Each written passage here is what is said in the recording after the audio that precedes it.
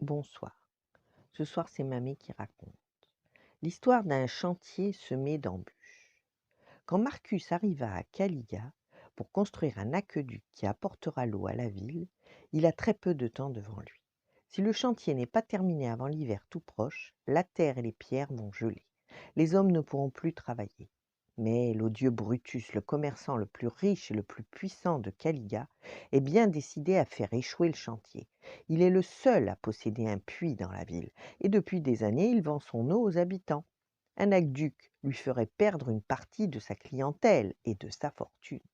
Le premier jour, Brutus vient trouver Marcus. Vous ne pouvez pas commencer le chantier sans avoir demandé la protection de Neptune, dieu des mers et des océans, déclare-t-il. Sans cela, votre aqueduc risquerait de s'effondrer. Vous devez lui offrir en sacrifice 10 poissons de la mer. C'est vrai, admet Marcus, mais la mer est à 100 lieues d'ici, ricane Brutus.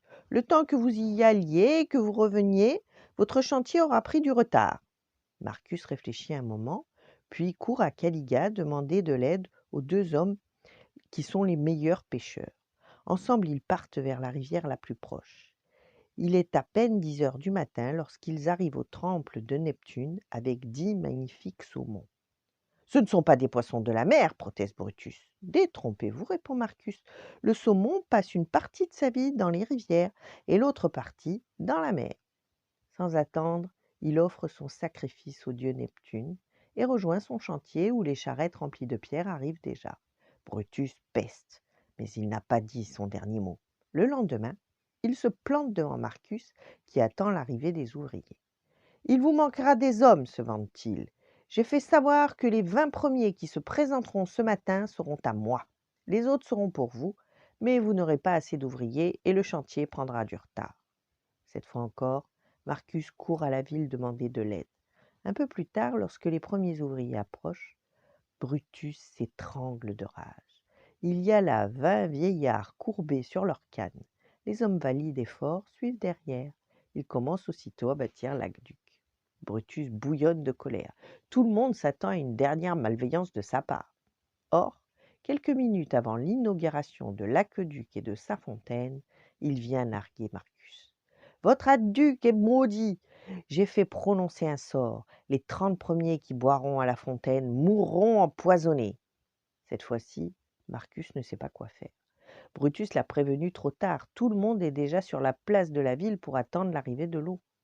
Soudain, le son d'un gargouillis sort de la fontaine.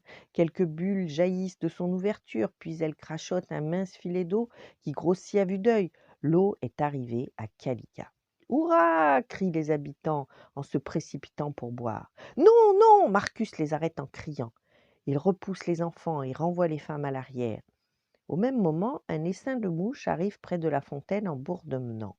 Un à un, les insectes se posent sur l'eau pour se désaltérer, puis ils reprennent leur vol, zigzaguent, hoquettent et tombent foudroyés. Marcus les compte sans attendre.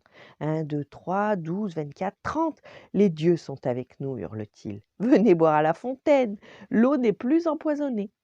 Les habitants ne se font pas prier. Ils se précipitent pour goûter à cette eau qu'ils attendent depuis si longtemps.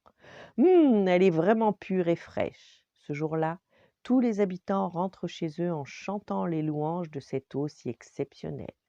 Une nuit, Brutus lui-même va en boire par curiosité. Il la trouva si bonne qu'on raconte qu'il ne tire plus jamais l'eau de son puits. Voilà, bonne nuit, faites de beaux rêves et à demain.